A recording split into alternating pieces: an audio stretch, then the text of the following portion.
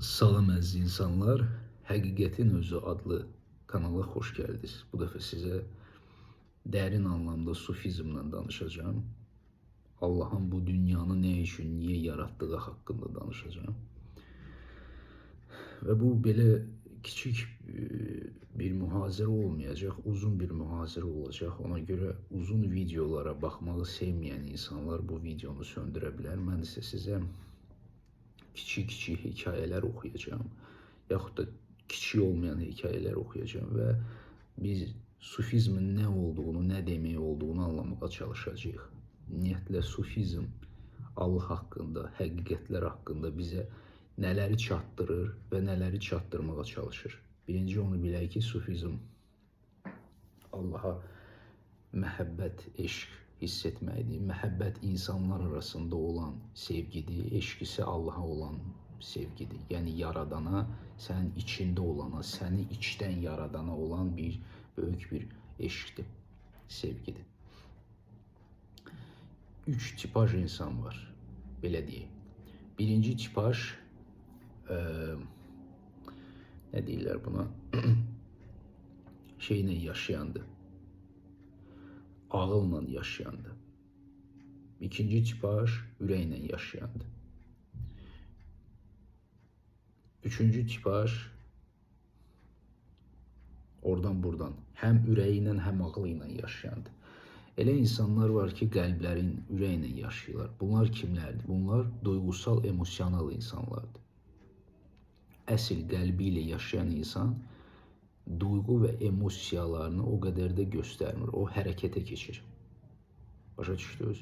Yəni bir nəfər emosional olaraq, duygusal olaraq nəyisə yanaşırsa, bu o demək deyil ki, o ürəyi ilə yaşayan insandır. Yox.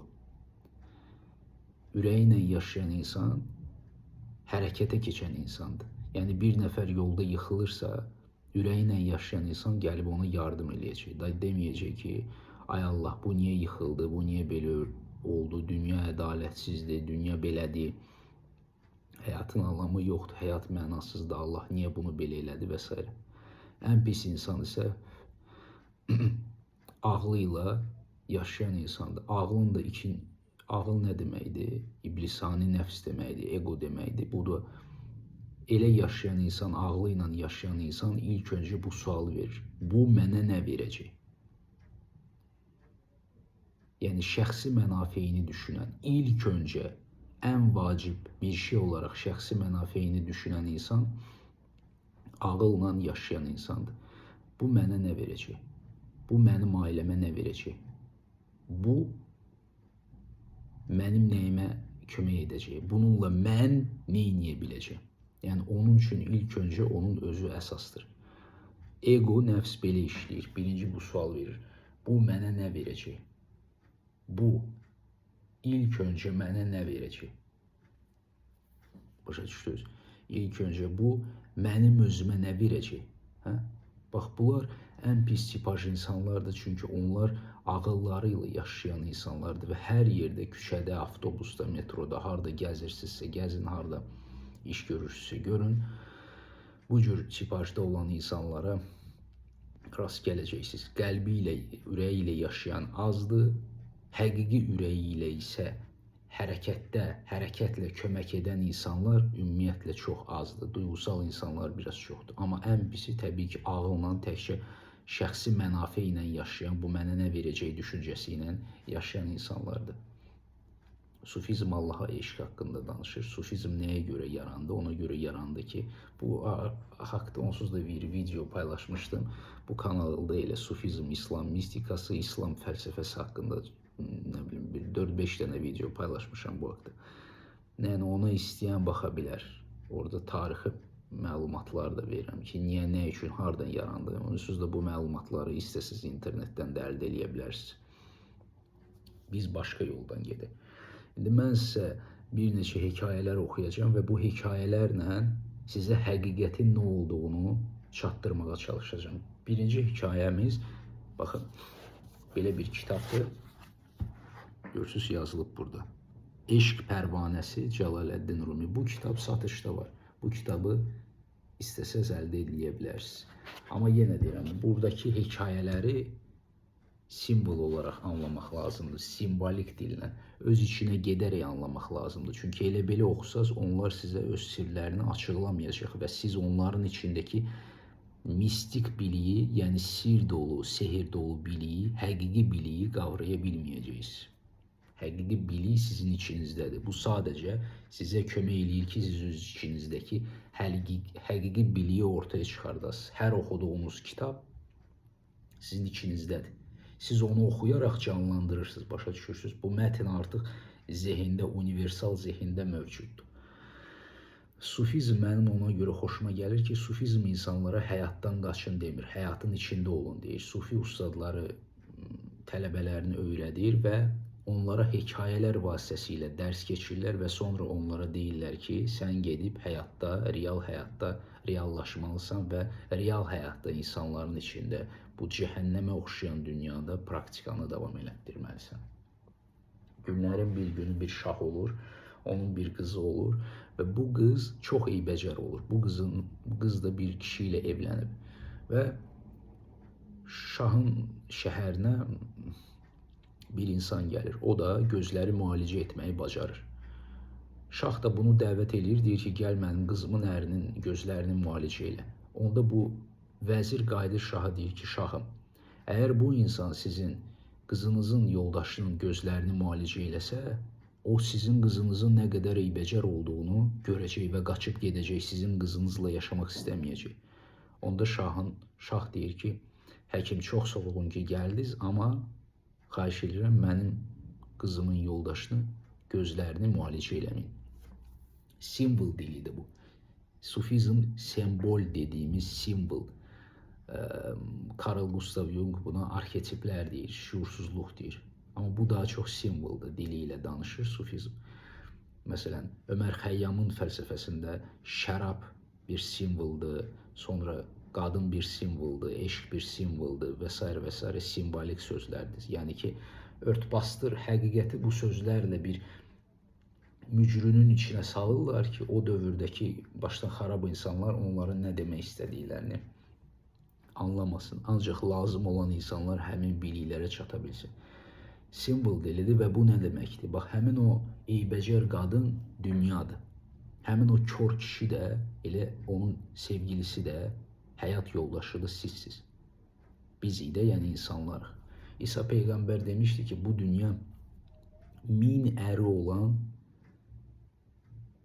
fahişəyə oxşayan bir uzaqdan gözəl görünən, yaxından eybəcər, qoca çürümüş bir qarıya oxşayan bir qadındır. Və biz hamımız şəhvətlə, ehtirasla ona can atırıq, onunla evlənmək istəyirik. Yəni, obraz olaraq bu dünya belə çirkin bir yerdir. Sufizm də bunu başa salır. Və siz körsüz deyə bu gözləriniz, həm bu gözləriniz, yəni sorğulayan, araşdırmacı gözləriniz bağlıdır deyə, həm də ki, bu ürək dedim, bayaqdan ürəkdən danışırdım. Bu sağ tərəfdə qəlb yerləşir, qalb.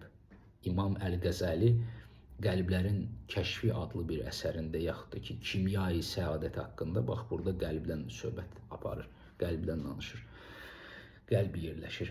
Onunla görmürsünüz deyə o dünya adlı bir qadının, yaxud da qadın deməyək, bir varlığın eybəcərliyini görmürsünüz deyə siz şəhvətlə, ehtirasla ondan yapışmışsınız. Əgər siz heç olmasa bir anlıq qəlbinizlə, araşdırmacı gözlərinizlə onun vəhşiliyini, kobudluğunu, aqressivliyini görsə, siz ondan əl çəkəcəksiniz və başa düşəcəksiniz ki, bu qadın çox eybəcərdir. Yəni, dünya dediyimiz bir şey, yer planeti nəzərdə tutulmur burada. Canlılar, bitkilər, təkamül edən varlıqlar nəzərdə tutulmur. Burada bizim ağlımızın, iblisani ağlımızın əşyalardan tutunması, keçici bir şeylərdən tutunması və keçici olanı əbədi sayması nəzərdə tutulur.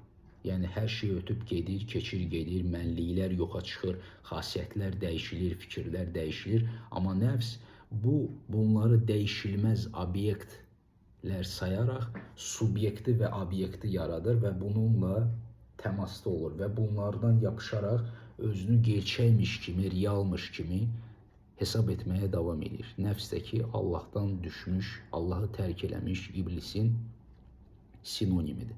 İndi gəlin biz araşdırmacı gözlərimizlə bax bu hekayəni oxuyaq.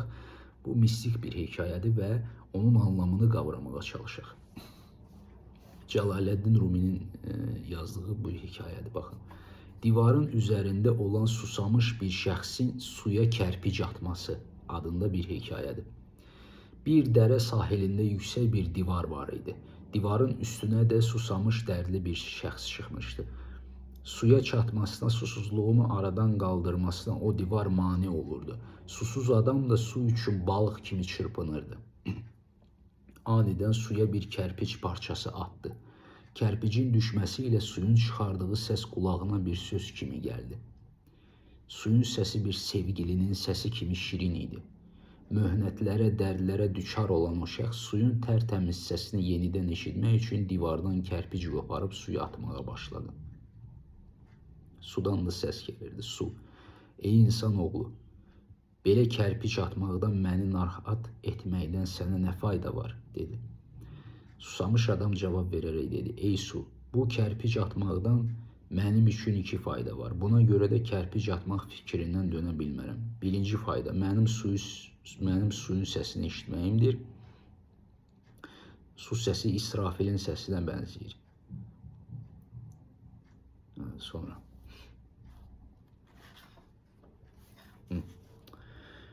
Suyun səsinə daha çox aşiq olan şəxs o suyu aşiqi suyun səsindən sanki boğazdan qədər şəraba batmış kimi nəşələnir, məst olur. Yad bir şəxs isə kərpic suya düşəndə onun çıxartdığı səsdən başqa bir şey eşitməz. Bax, bu nə deməkdir? İndi biz bunu oxuduqda bir divar var, orada su var, bu isə susuyub və divardakı qalxır divarın başına kərpicləri başlayır atmağa. Bu nə deməkdir? Simvolik bir dildir bu. Yəni, mən sizə hər zaman deyirəm, sözləri, anlayışları bir-bir çözmək deməkdir. Sözlərlə, anlayışlarla biz özümüzü, baxın, heç kəs bizi ofsunlamayıb, biz balaca olanda özümüz inanmışıq deyə, özümüzü ofsunlamışıq. Balaca olanda o, bu sənə nəsə deyirdi, məsələn, atan deyirdi sən eybəcərsən, anan deyirdi sən gözəlsən, dostun deyirdi sən ağıllısan. Bax, bu 3 rəy bir yerə gəlir və sən onları özündə birləşdirirsən və nüvə yaradırsan. Bu nüvənin içində də egodur. Gördünüz?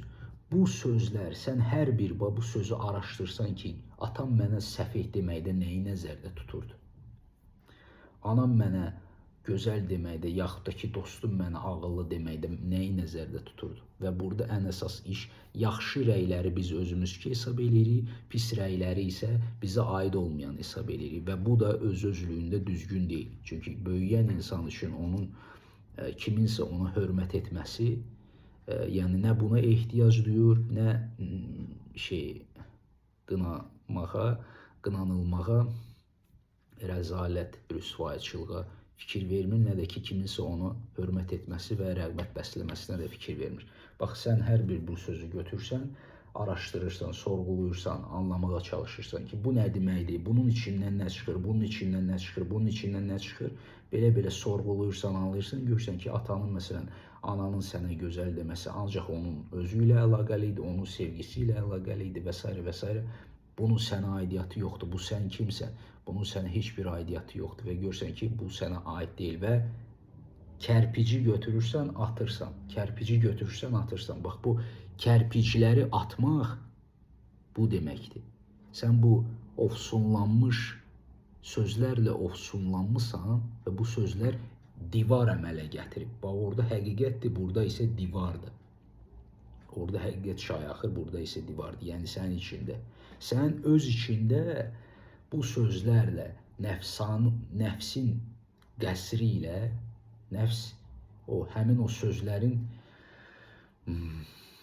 kərpiclərdən tikilib də, o sözlər necə ki qəsri tikirsən kərpiclərdən, nəfs də elə sözlərdən tikilib. Sən onları atırsan bir-bir, sorğuluyursan, anlayırsan, görürsən, atırsan və elə bil daha çox işıq görünür, daha çox işıq görünür və sən suya daha yaxın olmuş olursan. Ona görə deyirəm ki, araşdırmaq lazımdır. Bu sözlər nə deməkdir? Bunların sənə aidiyyatı varmı? Sənin mənlik dediyin bir şey sadəcə ondan bundan götürülmüş rəylərdir, fikirlərdir, düşüncələrdir. Və sən özün də onları götürmüsən, belə. Onların içinə bir şey qatmısan, hansısa uğur qazanmısan, başqa bir şey eləmisən, kiminsə nəsə sübut eləmisən, bunları da yapışdırmısan özünə, oradan buradan götürmüsən, yapışdırmısan və bir şey düzəltmisən. O uşaqlar necə deyirlər, plastilin qoyurlar qabaqlarını, bundan götürür, ondan götürür, ondan bundan bir şey götürdü, düzəltdi, deyir bu mənimkidir, bunu mən eləmişim. Sən də belə bir şey eləmisən öz içində və bunu özünkü hesab edirsən. Ən birincisi də bədən olduğuna inanmısan deyə, özünü bədəndə hesab edirsən deyə, bu yanlış düşüncə ilə digər düşüncələri onun ardıcı gətirmirsən deyə sən çayı görmürsən. Çünki bu divar var və kərpiciləri də atmaq istəmirsən. Sufizm bizə bunu çatdırmağa çalışır. Sonra sufizm Musa və Xızır söhbətindən istifadə edir. Ümumiyyətlə İslam aləmində Musa və İslam fəlsəfəsində də Musa və Xızır söhbəti bizim həyati situasiyalara qarşı olan münasibətimizdir. Yəni biz deyirik, bunu niyə Allah belə elədi? Allah niyə belə elədi? Allah niyə belə elədi? Allah niyə belə elədi? Allah niyə belə elədi? Bu ədalətlidirmi? Bu düzdürmü? Niyə bu baş verdi? Allahın hikməti varmı bunda? Yoxdur. Yəni bütün bu yaranan suallara bir cavabdır. İndi bu hekayəni mən balaca bir hekayədir. Bunu oxuyacağım və sizə başa salacağım ki, sufizm bu real aləmdə baş verən bizim həyati dediyimiz hadisələrə qarşı necə yanaşır? Zahirə aldanma adlı bir hekayədir. Allah Taala Əzrail əleyhissalamdan soruşdu. Kimin ruhunu almaq sənə çətin gəldi? Əzrail əleyhissalam belə cavab verdi. Ey Rəbbim, bir gün bir gəmidə səfər edənlərin canlarını almağımı əmr etmişdi. O gəmidə bir ana ilə körpə uşağı vardı. Ananın canını al, uşağa isə toxunma deyə əmr etdin. Ananın canını al, uşağa isə toxunma deyə əmr etdin. O uşağı anasından ayırmaq mənə çox çətin gəldi. Allah Taala buyurdu. Bilirsən o uşağın axırı nə oldu? O, Nəmrud olub İbrahimi yandırmağa cəhd etdi. Yəni, yenə də Musa və Xızır söhbəti başa salır ki, yəni, Əzrail belə çox pis oldu da, ananı uşağından ayırmağına pis oldu. Amma burada onu başa salır. Yəni, sufizm bizə başa salır ki, bax, bu həyati hadisələri beyninlə, öz məntiqinlə, öz logika dediyimiz bir şey var da, məntiq, zəka, zehin dediyimiz bir şey var. Onunla IQ dediyimiz bir şey var. Onunla bu həyati hadisələrin nəyə görə, nə üçün baş verdiyini anlamaq cəhdlərin belə öz-özlüyündə səhvdir. Çünki sən nəyin niyə görə, nə üçün olduğunu bilmirsən. Trilyonlarla səbəblər bir yerə gəlir. Və bu səbəb-nəticə əlaqələri yeni gələcəyi yaradacaq və keçmişdən gəlir, bugünə qədər gəlir.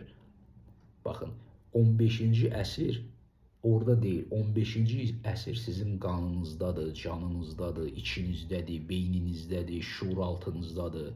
O sizinlə əlaqədədir. Bax, indi belə öz içinizdə 15-ci əsri hatırlaya bilərsiniz.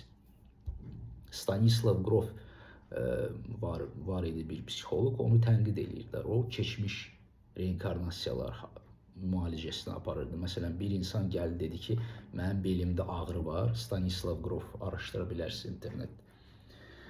Dedi ki, səni hipnozu salaq da, görək keçmişdən olmuşsan. Deyir, hardasan indi sən? Deyir, hipnoz altında deyir ki, 16-cı əsrdəyəm. Deyir, orada nə edirsən? Deyir, indi mən döyüşdəyəm. Deyir, nə olacaq indi? Deyir, indi kimsə götürdü, nizəni vurdu burama.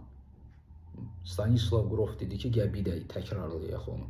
Deyir, amma bu dəfə nizəni vurmaq istəyəndə deyir, sən başını aşağı sal ki, o səni vura bilməsin.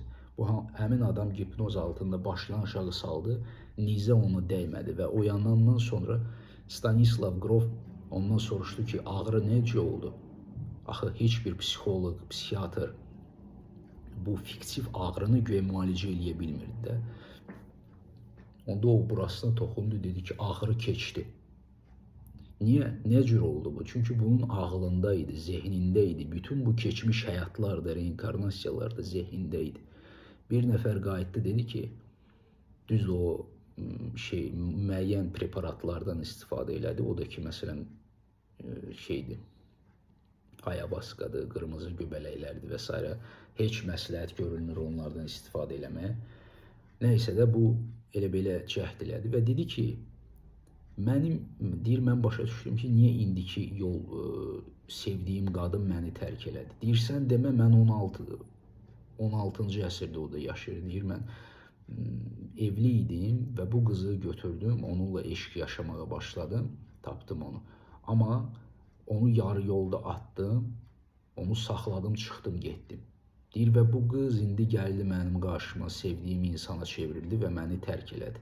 Karma, görürsünüz, 16-cı əsrdən bura gəlib təmizlənib. Yəni, bu səbəb nəticələr o qədər mürəkkəbdir ki, o qədər sənin içindədir ki, biz universal zehindən əmələ gəlir deyə sən burada bir cılız varlıq öz beyninlə, kitabsal, dəftərsəl beyinlə, dəftərsəl zehinlə, intuitiv olmadan sən bunu qavraya bilməzsən. Ona görə burada deyir ki, zahirə aldanma. Aldandı da dedi ki, ay Allah, bu balaca körpədir, bunun anasıdır, Əzrail, özdə Əzrail ağlayır, göz yaş dökür. Bu mənim üçün çox sıxıcı bir şeydir. Əzrail oturub bəlkə də düşünürdü, Allah niyə belə elədi, Allah niyə dünyada zülmü olmazsa köməklik edir, Allah niyə yardım eləmir, Allah niyə belə elədi, bu dünya niyə belədir, niyə görəsən belə oldu? Karamazov qardaşlarındakı İvan qardaşı kimi. O da başa salır ki, bilirsən o uşağın axırı nə oldu? Nəmrud olub İbrahimi yandırmağa cəhd etdi. Yəni, bu dünyanı qavramaq cəhdləri, burada baş verən hadisələri qavramaq cəhdləri düzgün deyil. Ona görə bunu bir tərəfə atmaq lazımdır. Fəlsəfi söhbətlər, məsələn, gəlin Allah haqqında söhbət eləyək, gəlin, nə bilim, Allah varmı, yoxmu, hansı din düzdür, hansı din düz deyil, hansı məzhəb düzdür, kim həqiqəti deyir, hamısı təriqət düzdür və s. Bu cür söhbətlərin hamısını tullamaq lazımdır. Çünki bunlar sizə bir şey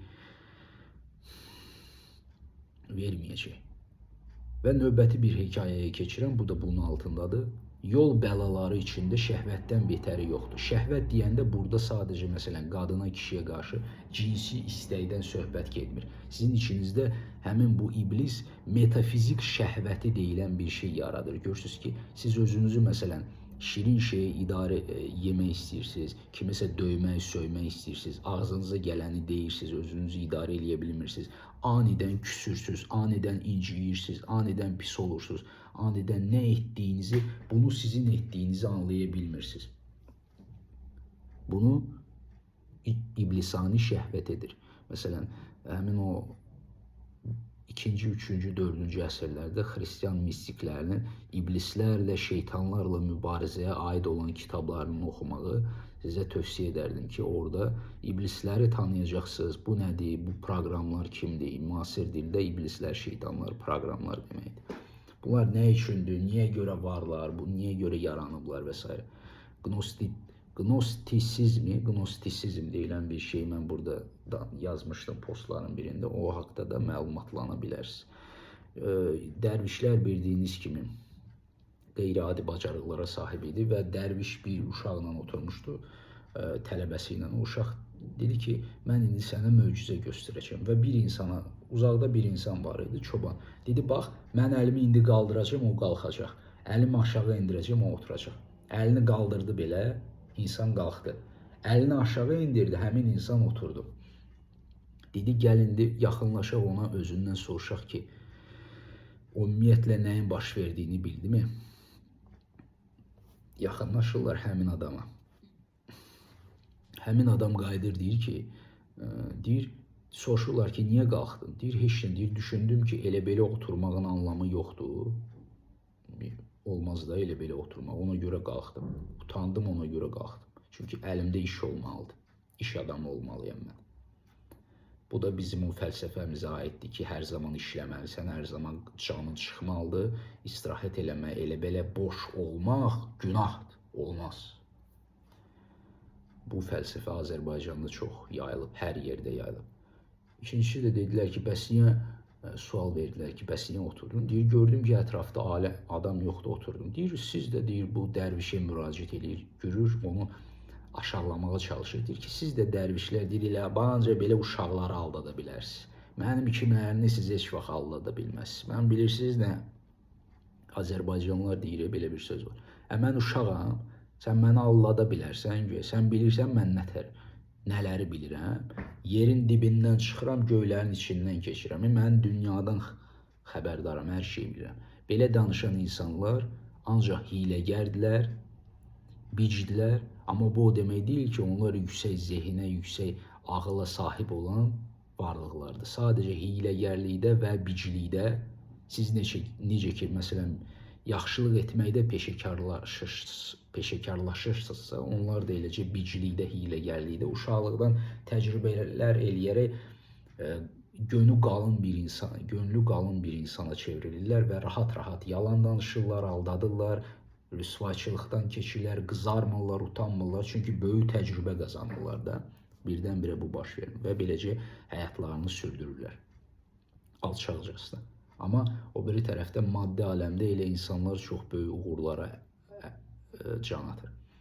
Dərviş də bu uşağa, tələbəyə deyir ki, bax gördün, bu insan heç bilmir nəyə görə qalxdı, nəyə görə oturdu. Amma bizi haqsız çıxarmaq üçün, özünü haqlı çıxarmaq üçün görsən, uydurur.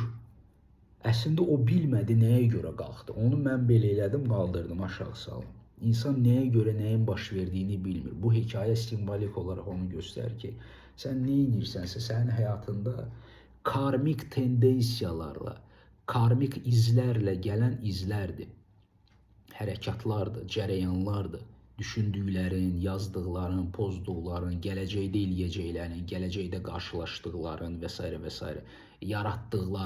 Yaratdıqlarının nəyə oxşadığı, kimlərlə qarşılaşdığı karmik tendensiyalarda izlərdir. Yəni sən burada bir şey eləmirsən. Karma öz-özünə var və öz-özündən azad olur. Öz-özündən azad olur. Məsələn, mən qeyd eləmişdim dəfələrlə ki, harmoniya deyilən bir şeyə çatmaq olmur. Harmoniya artıq mövcuddur. Sevgi artıq mövcuddur. Allah artıq mövcuddur. Sən artıq həqiqətə çatmısan. Sadəcə sən mənlik olaraq cəhdlər edəndə, özünlə mübarizə aparanda, egoma qalib gələcəm, özümə qalib gələcəm, nə bilim, Allaha çatacağım, özümü inkişaf elətdirəcəm, özümü ora yönəldəcəm, bunu eləyəcəm. Nəysə də özümə qalib gələcəm, özümə mübarizə aparacam tendensiyası ilə hərəkət eləyəndə sənə elə gəlir ki, sən burada nə isə eləyirsən. Və bu insanlar kimi biz də uydurulmuş bir halda yaşayırıq ki, uydururuq. O uydururdu da, mən bu səbəbə görə qalxdım, aşağı düşdüm, oturdum. Bunlar hamısı uydurmadı. Biz nəyin niyə görə olduğunu öz primitiv ağlımızla qavraya bilmirik. Və işimizdəki şəhvət barəsində. Şəhvət istəyi qəlbi kar və kör edər. Uzunqulağı belə ona Yusif kimi nurdan yaradılmış yandırıcı bir ateş parçası olaraq göstərir. Şəhvət hərisliyi çirkinlikləri belə gözəl göstərir. Həqiqət yolçuları üçün yol bəlaları içində şəhvətdən daha betəri yoxdur. O iyrənc duyğu bir uzunqulağı Misir Yusifi kimi gözəl göstərirsə, həqiqi bir Yusifi necə göstərir? Şəhvət yeməkdən və içməkdən meydana gəlir. Az ye, az yat, yaxud da bir qadınla nikahlan və çirkinliklərdən qaç.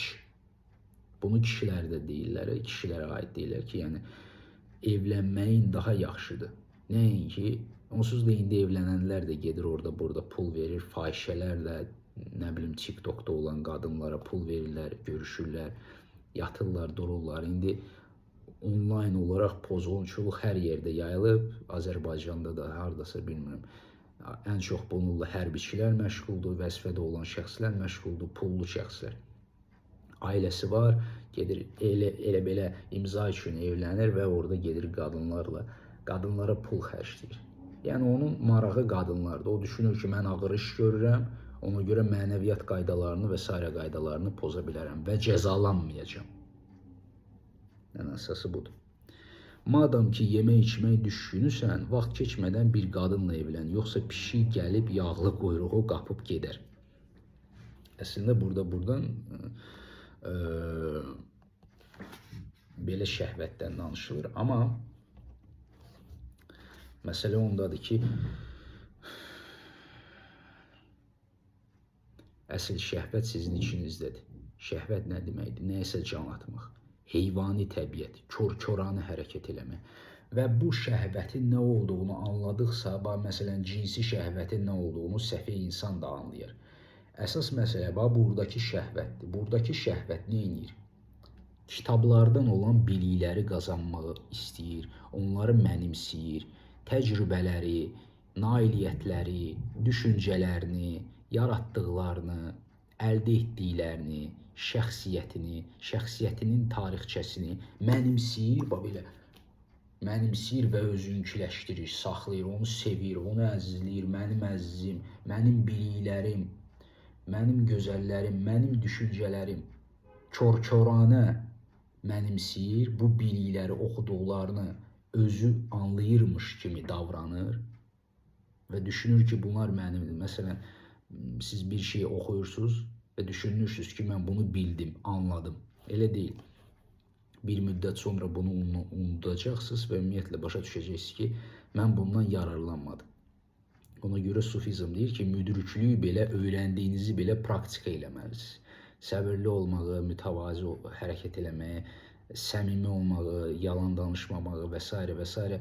Özünüzə ziyan olsa belə bunu praktika eləməlisiniz ki, bu sizdə bərkisin, sütun əmələ gəlsin. O biri videoda qeyd elədiyim kimi kristallaşma baş versin.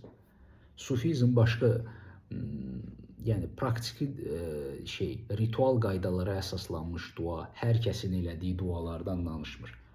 Yəni hamımız bir yerdə namaz qılaq, hamımız bir yerdə dua eləyək və bu qaydalara, rituallara uyğun olaraq hərəkət eləyək, eyni şeyləri eləyək. Bəli, bu o vaxtı insanları cəmləyirdi, birləşdirirdi, insanların bir düşünməsinə səbəb olurdu, bir fikir altında, bir ideya, bir inanc altında bir şeylər eləməsinə səbəb olurdu. Tarixi bu baxımdan qavraya bilərsiniz, amma həqiqi bilik əldə etmək istəyənlər, həqiqi Allaha can atmaq istəyənlər, həqiqətən Allah üçün sevənlər, Rabiə Əl-Ədəbiyyənin dediyi kimi, Allaha Allah üçün can atanlar belə bir dua edirdilər. Ey Rəbbim, bizimlə halımıza görə davranma, öz ikram və ehsanına görə davran. Ey Rəbbim, kərəm və lütfünlə hidayət etdiyin qəlbi yenidən zəlalətə, azğınlığa meyl etdirmə. Ey Rəbbim, biz nəfs ilə şeytana it kimi tabi olduqsa da, sən əzab aslanını bizim üstümüzə salma. Ey Rəbbim, ruhumda bir elm qətrəsi var. Allahım, onu həva və həvəslə tən torpağından qoru. Ey ehsanı çox olan Rəbbim, cəfa içində keçib gedən ömrə mərhəmət et. Ey əfv etməyi sevən Rəbbim, bizi əfv et, üsyan dərdimizə çarə qıl. Ey yardım istəyənlərin yardımcısı, bizi hidayət et. Ey Rəbbim, dua və yalvarışlarımızla sənə layiq olmayan sözləri bilməyərək söyləyib xəta etdiysə, o kəlmələri sən düzəlt və duamızı qəbul et. Çünki sözlərin hakimi və sultanı ancaq sənsən.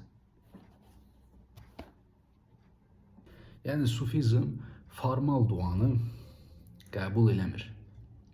Bu sənin qəlbindən gələn bir dua olmalıdır. Bir Lev Tolstoyun bir yazdığı balaca bir hekayə var. Bu da mistik bir hekayədir.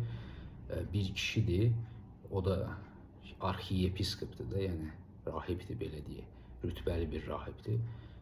Ona deyirlər ki, bir adada 3 müqəddəs yaşayır. Ged onların yanına, onları ziyarət eləməlisən. Bu insan da gedir, onları ziyarət edir, görür ki, onlar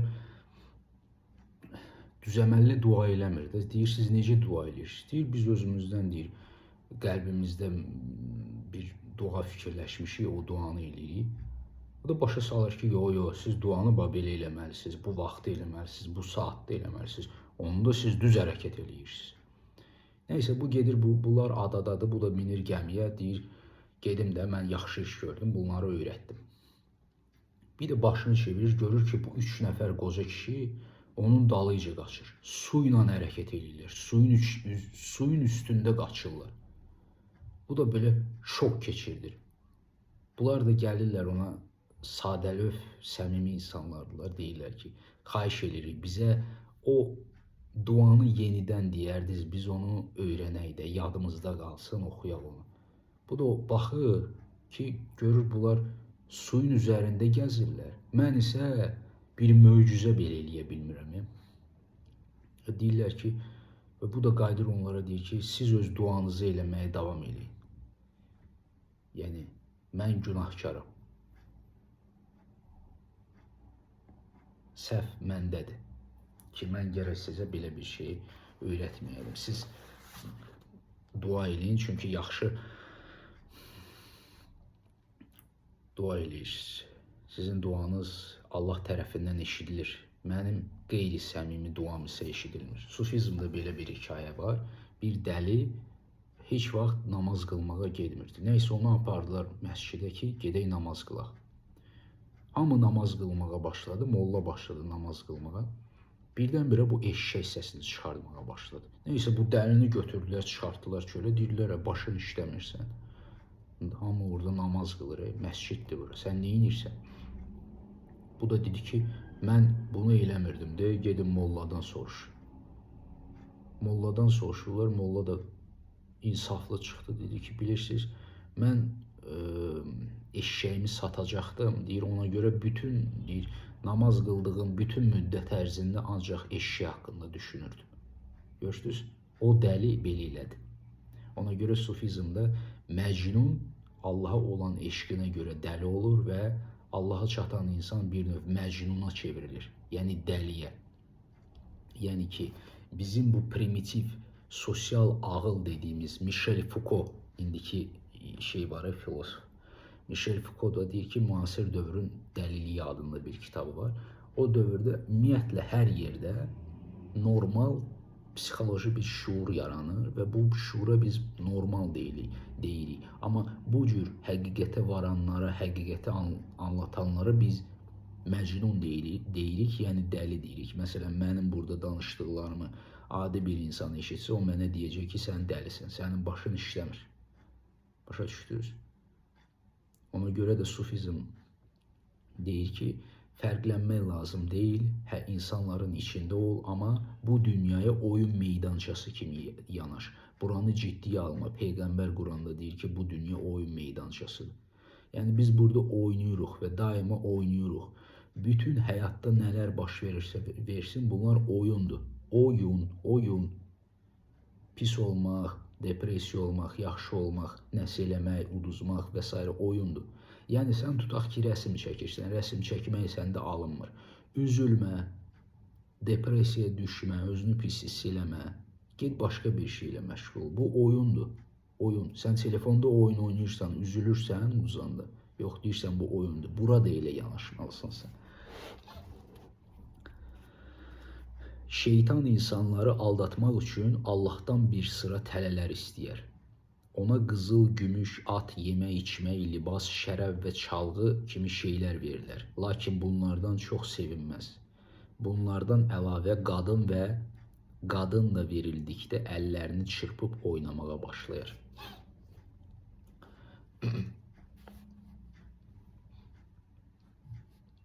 Yəni, digər cins, sufizm digər cinsə münasibətini göstərir. Yəni, qadın kişi üçün, kişi qadın üçün bir tələyə çevrilir. Sənin içindəki şəhvət, heyvani istəklər, məsələn, toxumumu hər yerə yayın və yaxud da ki, qadında dominant bir erkək tapım və ondan uşaq dünyaya gətirim.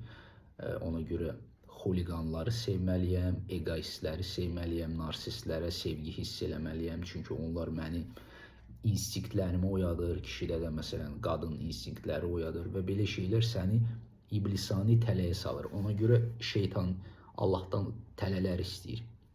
Sufizm deyir ki, yəni Həllac Mənsur deyir ki, iblis Allahın ən gözəl, ən sevdiyi bəndəsi idi. yaratdığı varlıq idi. İblis mən başa salmışamdı. Bu dünyanı yaradıb, bütün kainatı yaradıb. Qədim cadügərlər bizim həyatımızı ofsunlayıb sözlərlə, anlayışlarla, kontekstlərlə, konseptual fikirlərlə, inanclarla bizim həyatımızı formalaşdırıblar və bizləri ofsunlayıblar. O deyirdi ki, İblis Allaha olan sevgisinə görə, Allahı çox sevdiyinə, hamıdan çox sevdiyinə görə cəhənnəmdə əzab çəkməyə razı oldu və düşdü aşağı. O belə interpretasiya verir. Öz Kitab Ət-Təbasin kitabında. Yəni Quranda da qeyd edilib ki, İblis Allahın əmrini yerinə yetirir. Və burada var ha bu İblis. Bu İblis var ha sizin içinizdə. Bax, Peyğəmbər deyir, sənin içində qan kimi axır. Bax, burada yaşayır. Şərhlər, kommentariyalar, şərhlər, kommentariyalar, şərhlər, kommentariyalar İblisindir. Ağlından keçən hər bir fikir, hər bir düşüncə, hər bir mənimsənən, mən düşüncəsi, mən belə elədim, mən bura getdim, mən ağıllıyam, mən bunu eləyəcəm. Bütün bu fikirlər, düşüncələr hamısı İblisə aiddir.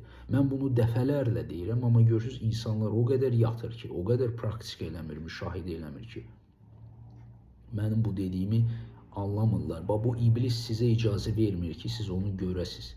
Başa düşəsiniz ki, siz o deyilsiniz. Hətta Revolver filminə baxın, lift səhnəsinə baxın deyirəm belə, baxırlar, yenə də anlamırlar bir şey.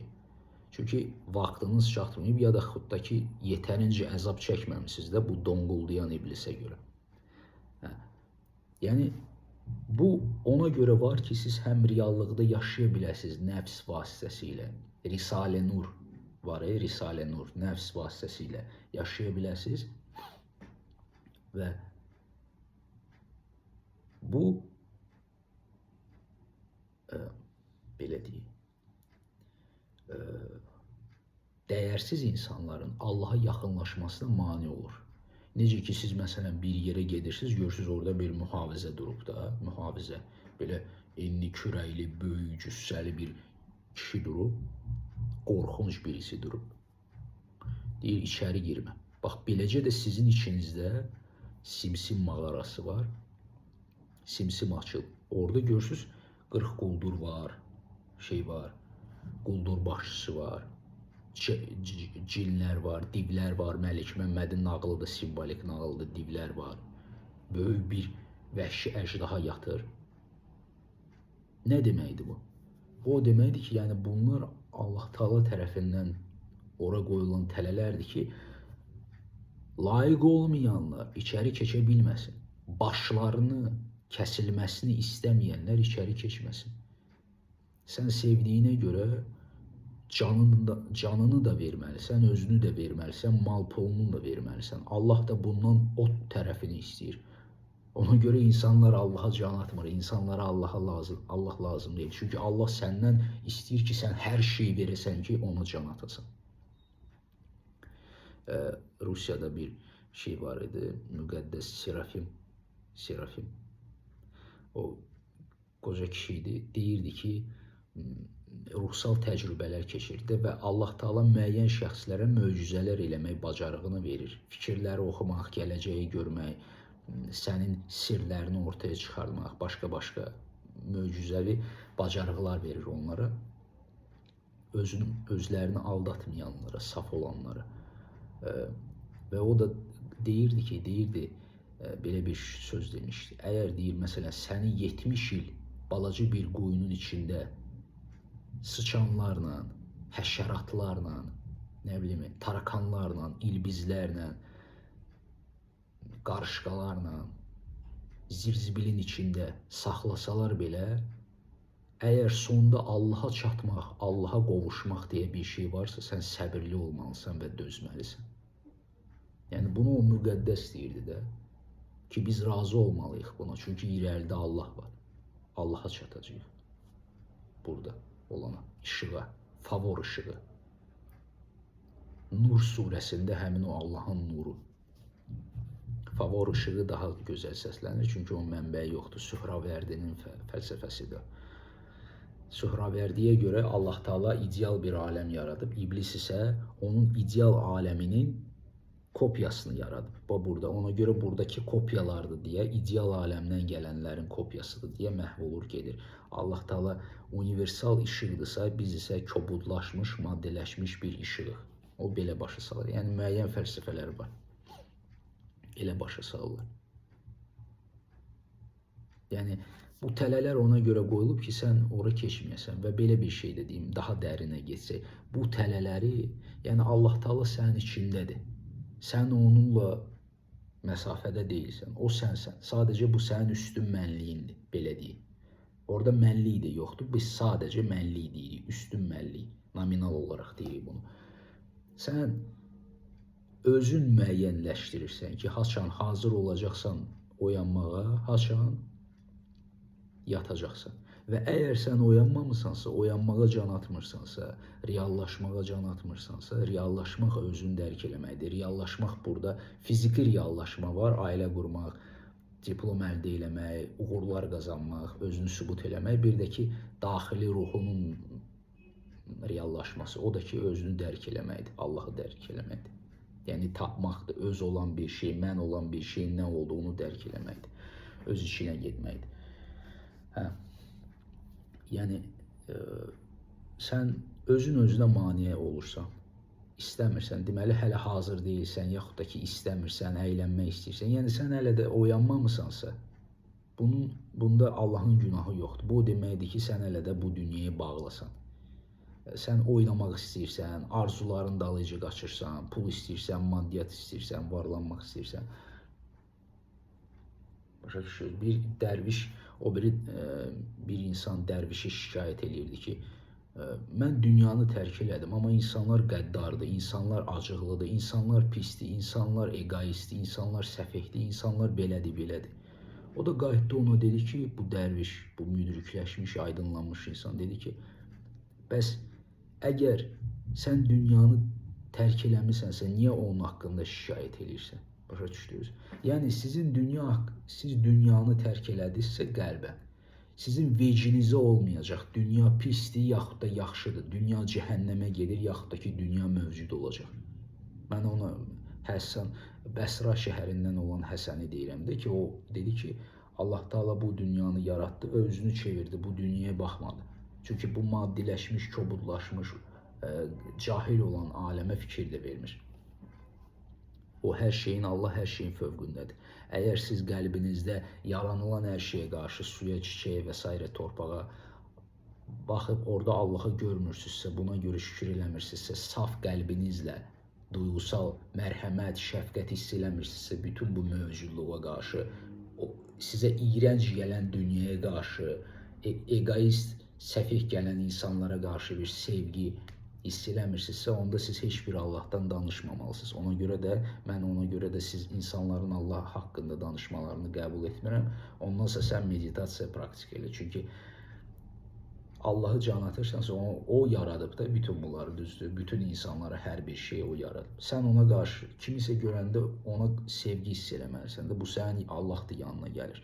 Bir əxlaqsız gəlir, bir mənəviyyatsız gəlir, bir dilənçi gəlir, bir başdan xarab gəlir. Deməlisən ki, Allahım, sən bu bəndəni necə gözəl yaratmısan, Allahım, sən bu günəşi necə yaratmısan, Allahım, sən bu insanı necə səfeh yaratmısan, nə gözəl yaradırsan sən, Allahım, sənin yaratdığın hər şey möhtəşəmdir.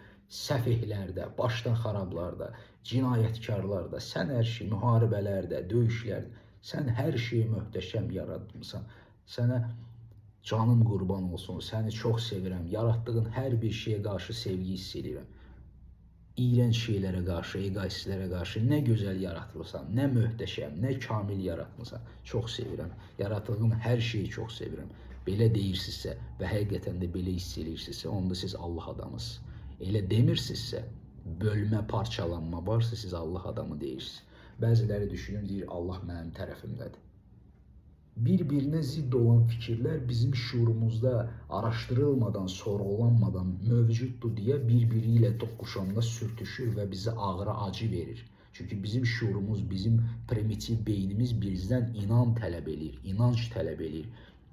Sən nəyisə inanmalısan, yaşamalısan. Beyin, siz Madagaskara getsəz belə sizin beyniniz Azərbaycan dili haqqında biliyi siləcək və Madagaskar dili haqqında biliyi sizə salacaq. Çünki beyin uyğunlaşmağa çalışır, beyin sadələşdirməyə çalışır, beyin inanmağa çalışır ki, sağ qalsın. Bu bədəni sağ saxlamağa çalışsın, başa düşürsünüz. Ona görə də siz problemlərlə qarşılaşacaqsınız. Bir-birinə zidd fikirlərdir. Allah hər şeyi yaradıb, amma buradan Allah Taala məni seçib, mənə baxır, məni qoruyur. İnsanlar deyir, Allah məni sevir, Allah mənim xətrimə dəymir, Allah məni qoruyur. Yəni digərlərini qorumur da. Siz ona görə Allah adamı deyilsiniz. Başa düşdünüz? Mən ona görə deyirəm ki, ən yaxşısı sorğulayın, meditasiya eləyin, praktika eləyin. Ona görə bu haqda danışmayın. Çünki sən bütün dünyanı, bütün alçaqları, bütün mənəviyyatsızları, bütün şərəfsizlərin hamısının günahları, zirzibili, nə bilim, sevmirsənsə, hər şey bir olaraq vəhdətəl vücud görmürsənsə, sən mənə Allah sevgisindən, Allaha can atmaqdan və s. şeylərdən danışa bilməzsən. Yalan danışırsan, özünü aldadırsan. Çox bilmiş insanlar bilik problem yaradır. Müasir dövrdə insanlar bir-birini anlayırsa, bilikləri birdirsə, rahat-rahat yaşayırlar. Məsələn, hamımız tutaq ki, 50 nəfər müsəlmanıq, inanırıq, yaşayırıq və problem yoxdur. Yox, əgər sən budistsən, mən ateistsəm, o birisi nə bilim, yahudidirsə, problemlər başlayacaq. Müxtəlif fəlsəfələrə, inanclara inanmaq problemlər yaradır. Ona görə insanlar bu dövrdə dindən yox, yalnız qanunlardan istifadə edərək, cəzalandırmanı sərtləşdirərək insanları idarə edirlər. Sistemlər bizləri beləcə idarə edir. Bir nəfər gəlir Bəhaüddin Nəqşbəndin yanına, biliklər yığmış bir adamdır. O da ona deyir ki, sufizm həmişə başa düşür ki, nəsihət verməklə, mühazirə oxumaqla ancaq bir-iki nəfərə bir şeyi başa sala bilərsən. Bütövlük ancaq öz təcrübəsində bir şey qavrayır insan. Belə qavraya bilmir. Nə qədər desəz də, nəyi başa salsanız da qavraya bilməyəcək. Ona görə sufizm nə deyir? Bəhaüddin Nəqşbəndin yanına gəldi bu adam. Oradan buradan biliklər yığmış adam. O da dedi ki, düyü gətirin bura. Düyü gətirdilər. Düyün içində xardal var idi, yağ var idi, smetan var idi, qatıq var idi, süd var idi, ət var idi, balıq var idi, bal var idi, qarışdırdı. Qonağa dedi, ye. Axı siz qonaqsınız, deyə bilməzsiniz ki, yox, yemirəm. Götürdü, yedi və qarnı ağrımağa başladı. Bəhaüddin Nəqşbənd də qayıtdı ona, dedi ki, bax, sən indi belə biliklərlə dolmusan. Əgər bizim yanımızda qalsan, təmizlənərsən. Ona görə sufizmə aid olan hekayələr çox gözəl hekayələrdir. Həyati hekayələrdir. Sizi biraz həqiqətə yaxınlaşdıran, həqiqət haqqında sizə biraz məlumat verən hekayələrdir. Yəni, sən təmizlənməlisən beləcə, başa düşürsünüz. Heç nə bilməyənlər çox olsa da, onların çox az bir hissəsini tanımaqla hamısını tanımaq, anlamaq olar. Məsələn, bir ovuc buğdanı tanıdığın, bildiyin zaman yer üzündəki bütün buğdaları tanıyır və bilərsən. Çünki şəkəri tanıyırdın, dadını bilirdin. İnsanın bir kəllə qəndi yedikdən sonra bunun nə olduğunu bilməməsi üçün o iki boynuzlu olmalıdır. Başa düşdünüz? Yəni, heç nə bilməyənlər, bax, bu kitabdan həmin hekayə idi. Heç nə bilməyənlər Allaha daha yaxın olan insanlardır. Əslində biz uşaqlıqdan biliyə, bilməyə can atırıq. Çünki içimizdə bizi başa düşürük ki, mən səfeh olsam, bir şey əldə eləyə bilməsəm, məni qınayacaqlar. Hər birimizin içinə qeyri-kamil mənliyə inanc deyə bir şey qoyurlar. Qeyri-kamil mənlik. Yəni ki, mən qeyri-kamiləm, mən unikal deyiləm. Mən sevgini qazanmalıyam. Bunu eləməliyəm ki, nəsə qazanım. Bunu dinə də köçürdürük biz. Yəni, mən bir şeylər eləməsəm, Allah məni sevməyəcək. Allah məni olduğum kimi qəbul eləməyəcək. Və burada bu iblis bu düşüncəni gətirib dinə də soxur. Ona görə sən artıq 2 yaşında unikal idin, sən möhtəşəm idin. Sadəcə bu ideyaları mənimsədin və zirzibilin içinə düşdün. Yəni ki, təmizlənməsən Allah səni sevməyəcək. İblisdən azad olmasan, egonu atmasan, nəfsi atmasan, Allah səni sevməyəcək. Allah səni belə sevir də. Nəfəs alma prosesi var, ürəyin döyünür, həzm etmə prosesi, beyin işləyir, hərəkət edirsən, əlin, qolun var. Günəş çıxıb, bax oradan bura günəş şüaları düşür. Bu möcüzə deyilmi? Bu Allah deyilmi? Hı? Cahillikdir çünki. Biz cahillikdə yaşayırıq. Növbəti kitab bax, belə bir kitabdır. İdris Şah Dərvişlərin hekayətləri. Bu da gözəl bir kitabdır. Burada bu da satılır. Yəni oxuyub alıb oxuya bilərsiniz təbii ki. Bu Cəlaləddin Ruminin hekayəsidir. Bir adam günlərin bir günü bir quş tutur. Quş dil açaraq adama söyləyir. Qəfəsdə mənim sənə bir faydam toxunmayacaq. Məni azad et. Mən sənə 3 dəyərli məsləhət verirəm.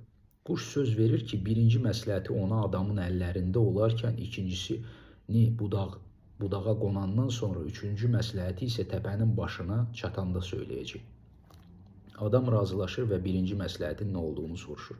Quş deyir, bir şey itirdikdən sonra həyat qədər dəyərli olsa belə ona görə təəssüf etmə. Quş, quş, hikməti quş deyir.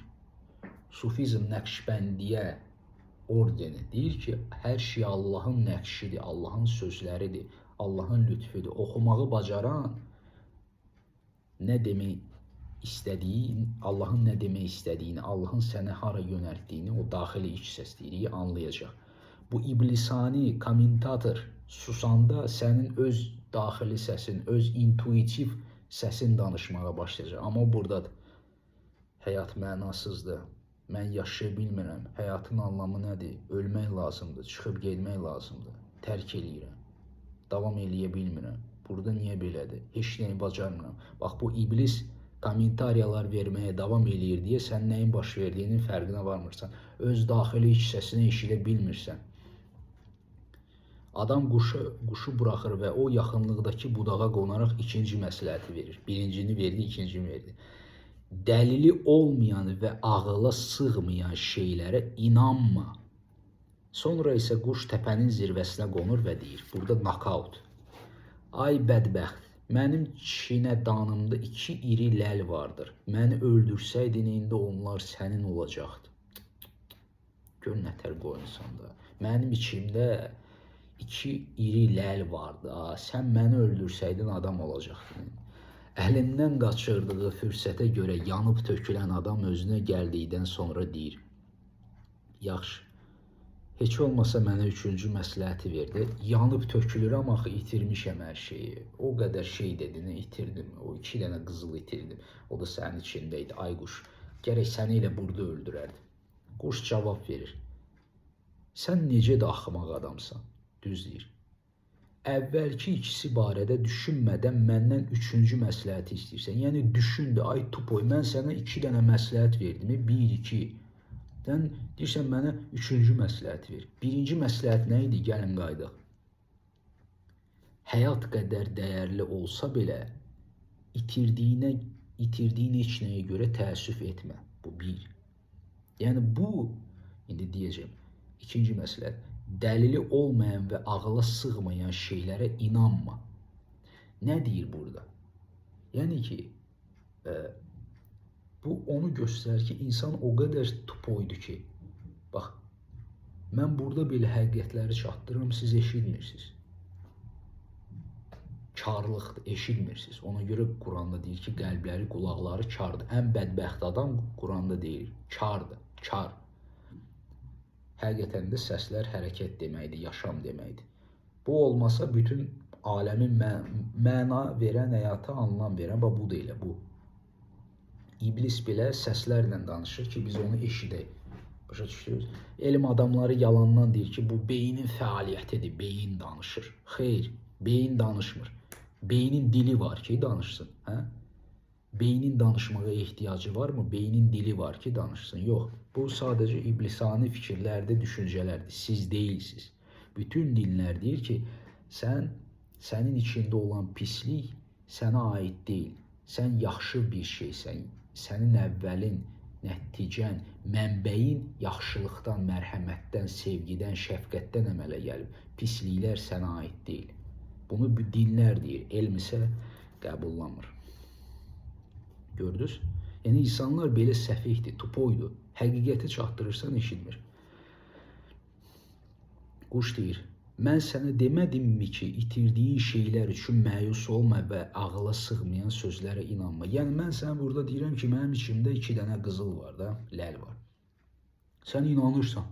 Hə. Ay gör nə itirdim mən. Gör şansa bax, nə itirdim. Ay Allah gör mən nə itirdim. Dedi demədim sənə inanma, ağla sığmayan və dəlili olmayan şeyə inanma. Sən isə 2 yanlışlığın ikisini də eylədin. Mənasız bir şey inandı və itkinə məyus oldu. Mən özüm balaca olduğum halda çinədanımda 2 irəli ləli necə sığdıra bilərəm? Hə? Bu ikisini mən bu boyda bir şey yemək necə mənim qarnımda ola bilər? Tupoysan sən çatmır sənə. Sən axmaqsan. Bu səbəbdən də özümə axmaqlığının sərhədlərində qalsan daha yaxşıdır. Gözəl söz dedi quş. Axmaqlığının sərhədlərində qalsan daha yaxşıdır. Nə deməkdir bu?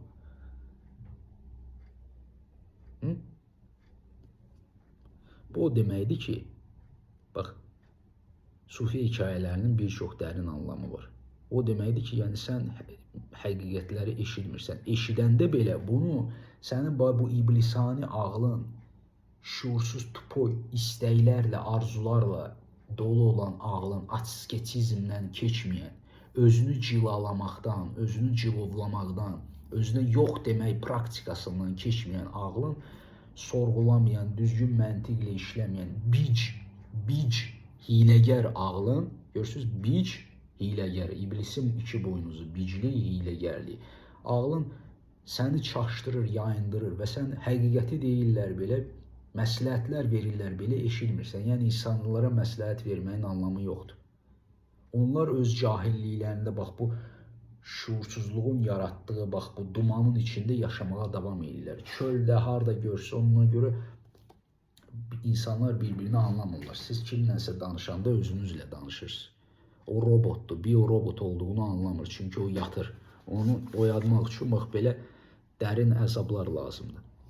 Dağ yolu. Bir gün çox ağıllı bir adam bir kəndə gəlir. Bu alim əyləncə və tədqiqat xatirinə hər hansı mövzuda yerli adamların fikirlərini öyrənmək istəyir. Karvansaraya gələrək kəndin ən ağıllı adamını və ən böyük yalançısını soruşur. Cəmaət yekdilliklə bu fikirdə olur ki, Kəzzab adlı birisi, kəndin ən böyük yalançısı, Rastku adlı adam isə ən doğru danışandır. Alim onların hər ikisinin yanına gedərək sadə bir sualla onlara müraciət edir. Qonşu kəndə gedən ən yaxşı yol hansıdır? Doğruçu Rastku cavab verir. Dağ yolu. Yalançı Kəzzab da eyni şeyi təkrarlayır. Dağ yolu. Bu əlbəttə ki, yadelli tədqiqatçını düşündürür. Bəziləri deyir. O digər insanlara müraciət edir və deyir. Bəziləri deyir çay yolu ilə. O biri deyir çöldən keçməklə. Bir başqası isə deyir ki, dağ yolunu, yenə də dağ yolunu nişan verirlər. Alim dağ yolunu seçir. Lakin indi yeni bir məqsəd yarandı ki, görüm niyə yalançı ilə ən böyük yalançı və ən dürüst adam eyni şey dedi. İkisi də dedi dağ yolu ilə getmək lazımdır.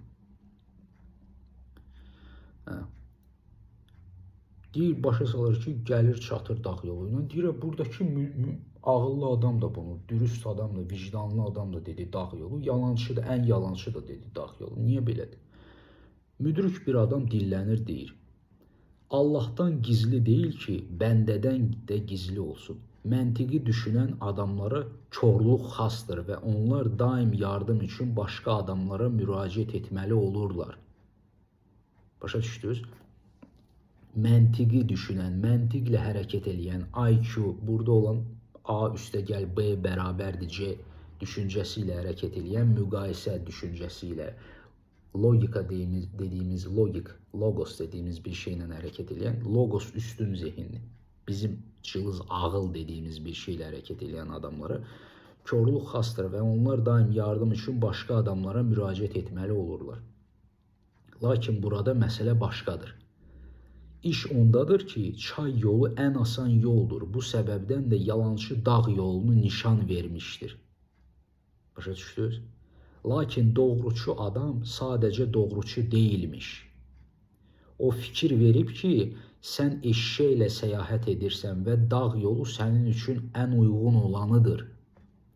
Yalançı isə diqqətsiz idi və sənin qayğının olmadığına fikir verməyib. Yoxsa hökmən sənə çay yolunu nişan verərdi. Yəni başa düşdünüz?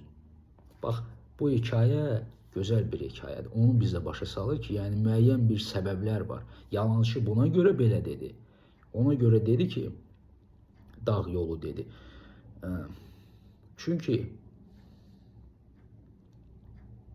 bu ən asan yoldur.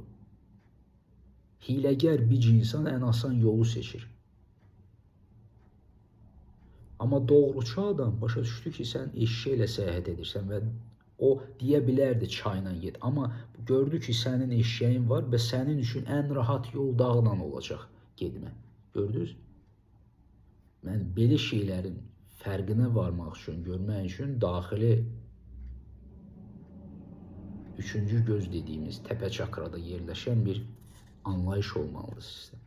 Yəni biz insanlar rahat şəkildə bir çox şeyləri deyə bilərik. İnterpretasiyalar verə bilərik. Məntiqlə hərəkət edə bilərik. Amma bu demək deyil ki, bizim dediyimiz düzdür.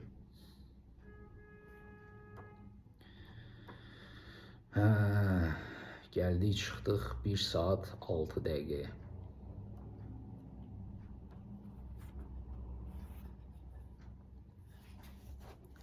İmam Qəzzali İsa ibn Məryəmin həyatından bir rəvayət danışır. Bir gün İsa yolun kənarında divarın dibində qəmgin oturmuş bir neçə adam görüb soruşur. Sizin dərdiniz nədir? Onlar cavab verirlər. Biz cəhənnəmin qorxusundan bu hala düşmüşük. O yoluna davam edir və qarşıda yolun kənarında yenə bir dəstə qüssəli, fərqli pozalarda oturmuş kədərli adamlara rast gəlir. Sizin dərdiniz nədir? Onlar cavab verirlər. Cənnət arzusu bizi bu hala salıb. İsa yoluna davam edir və nəhayət üçüncü dəstəyə rast gəlir. Hiss olunurdu ki, bu adamlar da həyatda az dərd çəkməyiblər, amma üzləri gülürdü. İsa soruşur onlardan, sizin sevincinizin səbəbi nədir? Onlar cavab verirlər. Həqiqətin ruhu. Biz gerçəkliyi gördük və o bizə kiçik hədəfləri unutturdu. İsa deyir, bu adamlar ermişlərdir. Qiyamət günü Allahın huzurunda bunlar dayanacaqlar. Ruhani inkişafın sırf mükafat və cəza mövzuları üzərindən kultivasiyasına inananlar İsa bu barədə bu sufi rəvayətini eşidəndə çox zaman təəccüblənərlər. Başa düşdünüz? Yəni, mükafat və cəza bizim uşaqlıqdan qavradığımız məktəbsəl, kitabsal bir düşüncəsidir, konsepsiyadır və həqiqət bundan üstündür. Yəni, qorxmaq və nəyəsə həzz almaq bu dünyaya aid olan bir şeydir. Pulsuz olmaqdan qorxuram, pullu olmağa can atıram. İblisin iki buynuzu. Xəstə olmaqdan qorxuram, sağlam olmağa can atıram, düzdür? Amma vəhdət əl-vücud, yəni vahidlik, bundan üstün olmaq lazımdır. Başa düşdünüz? Yəni, ərmişlər bunlardır, həqiqəti dərk edənlər bunlardır. Sən həqiqətin özünə görə bilmək istəyirsən. Bu da təəssüflə deyirəm ki, insanlara lazım deyil. Bu da belə bir kitab idi.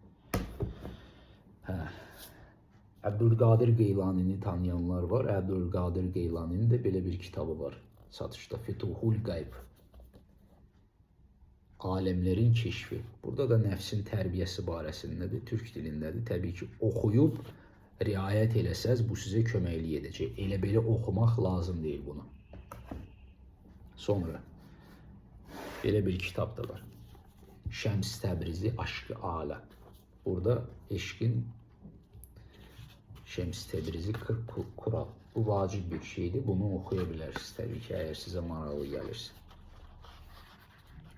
Eşq barəsində barəsində danışılır. Məsələn, Şəms Təbrizi deyirdi ki, bir adam var idi, onun anası hər dəfə gedirdi, o kişi bu kişi ilə yatırdı. Günlərin bir günü o da həm bu anasını gətirdi, öldürdü. Dedilər, niyə öldürdün? Dedi, məni hər dəfə biabır eləməyin yerdə mən elə vurum öldürüm bunu ki, anam məni biabır eləməsin də. Burada ana obrazı, ata obrazı sufizm psixologiyasında ego deməkdir, nəfs deməkdir.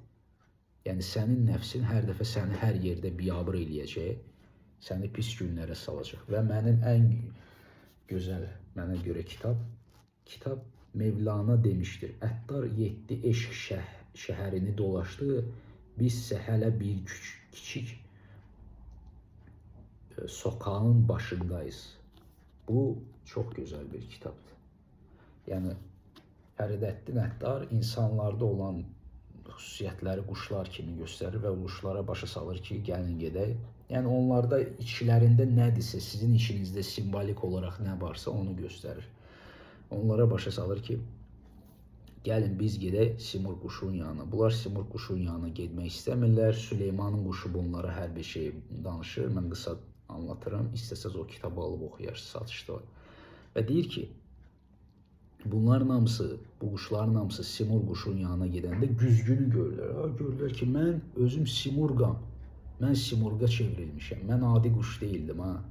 Mən şəhvət quşu, tovuz quşu, nə bilim, Hacı Leylək deyildim. Mən elə Simur quşuydum. Yəni bu nə deməkdir? Əttar sufizmin kökündə Peyğəmbərin hədisi durur.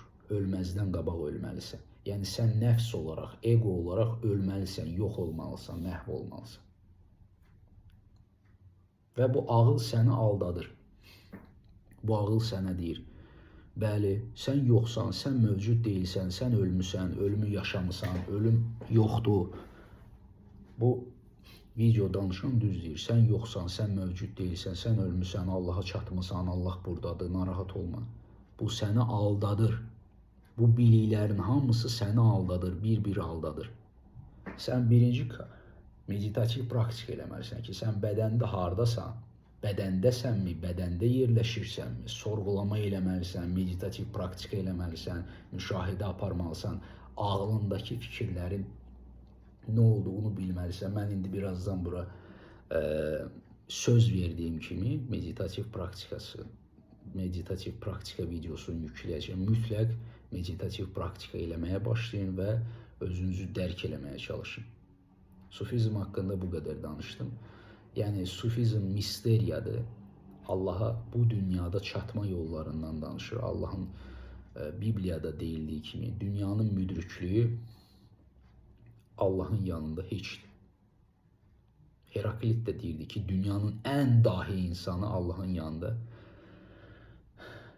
şimpanzeye oxşur. Bu qədər. Danışdım. Kimə xeyri oldu, olmadı. Haqqınızı halal eləyin. İnşallah öz içinizə gedib orada özünüzü tapasınız. İçinə getmək nə deməkdir? Bax, bunun içinə get. Nə deməkdir? Bunun içində nə var? Sən deyə bilərsən ki, axı burada orqanlardır, burada heç nə yoxdur, burada da orqanlardır. Fərqindəliyi tut da, sən nəyin vasitəsilə varsan, bax sən bu Hind Advaitası fəlsəfəsi, Advaita, Upanishada, Bhagavad Gita, Yoga Vasishka, Naropa'nın 6 yogası, Milarepa, Naropa, Marpa'dır, digərləridir.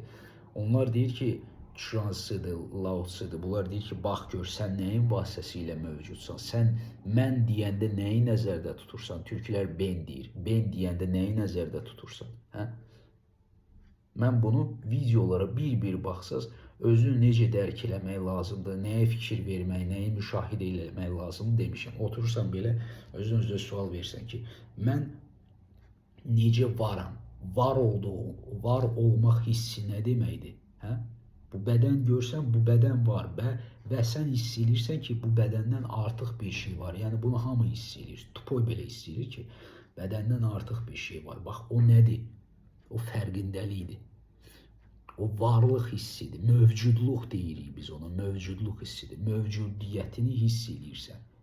Elə bir o var, belə vibrasiya verir. Sən onun sayəsində varsan, bunun sayəsində yox, ona şuur da demək olar, Allah da demək olar, nə istəyirsiniz deyin. Sözlərdən yapışmaq, kontekstlərdən yapışmaq lazım deyil. Da mən bu qədər danışdım. Yordum özümü, həqiqətən də yoruldum və bataqlıqda iş gördüm. Yenə də qeyd elədiyim kimi bu meditativ praktika videosunu paylaşacağım ki, vicdanım tamamilə rahat olsun və siz meditativ praktika hardadır deməyəsiz. Da bunu da eləyirəm. Paylaşacağım onu. Çoxdan yüklədiyim videonu paylaşacağım yenidən burada ki, siz eləyəsiz.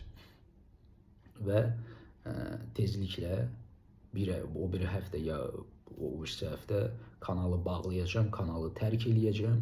Demək istədiklərimi dedim, heç nə yaramadı. Sonuncu videonu çəkəcəm və bunda hər şey bitəcək. Çünki həyat illüziyadır. Ribhu Gita'nı, Avathu Gita'nı da oxuya bilərsiniz. Ribhu Gita, Avathu Gita. Həyat illüziyadır, heç nə yoxdur. Anlayışları filan sorğulayın, anlamağa çalışın və mənə suallar vermək istəyəndə belə düşünün ki, bu nə deyirdi? Bəlkə bu videoya baxım görün bu nə deyirdi, nəyi danışırdı. Biraz əziyyət çəkin də. Ona görə alınmır, ona görə görmürsünüz ki, yox siz güya yox ki, yəni məndə bu yoxdur. Ona görə ki, özünüzə əziyyət vermirsiniz buna görə. Biraz əziyyət verin özünüzə. Bu qədər. Bu video indi yüklənəcək. Sağ olun ki, baxdınız. Deməyəcəm şərhlər yazın, mən artıq maraqlı deyil, kanalı tərk eləyəcəm olsa. Yəni, sağ olun ki, baxdınız. Ümid edirəm ki, çatdırdığım məlumatları sizə köməkli eləyəcək və siz bu YouTube-da olacaq, gələcək danışan insanların yalanları arxasıca getməyəcəksiniz. Öz içinizdəki həqiqəti bilməyə çalışacaqsınız. Bu qədər.